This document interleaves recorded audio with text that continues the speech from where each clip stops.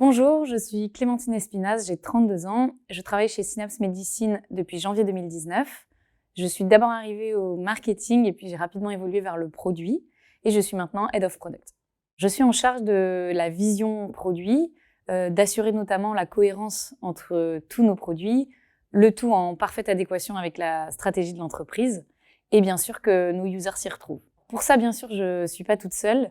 J'ai une super équipe de 3 product managers qui, chacun sur leur périmètre, ont le plus à cœur de délivrer le meilleur produit possible pour leurs users, tout en ayant une façon la plus saine possible de collaborer, alors à la fois avec l'équipe technique, mais bien sûr avec le reste de l'entreprise.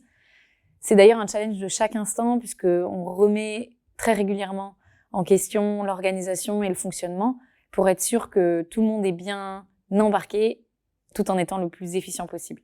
À titre personnel, j'aime faire avancer les choses et de façon directe ou indirecte permettre à l'équipe Synapse d'être fière du produit qu'elle délivre.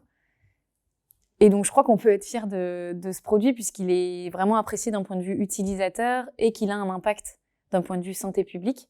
Et ça, je sais que c'est pas donné à tout le monde pour quelqu'un qui travaille au produit. Le fait d'être arrivé parmi les premiers salariés, c'est facile aujourd'hui de dire j'y croyais depuis le début. Mais en vrai, j'ai eu plusieurs vies chez Synapse et toutes ces vies sont hyper enrichissantes. Je parle évidemment pas que d'un point de vue professionnel, mais il y a quand même un point commun à tout ça, c'est le fait qu'on n'a vraiment pas le temps de s'ennuyer.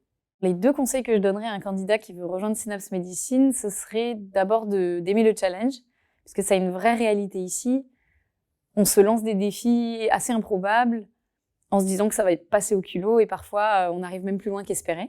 Et le deuxième conseil, ce serait vraiment de pas se prendre au sérieux. On a la chance d'avoir gardé un esprit familial et de beaucoup rigoler malgré l'agrandissement de l'équipe. Et donc ce serait dommage d'avoir des gens qui se prennent trop au sérieux.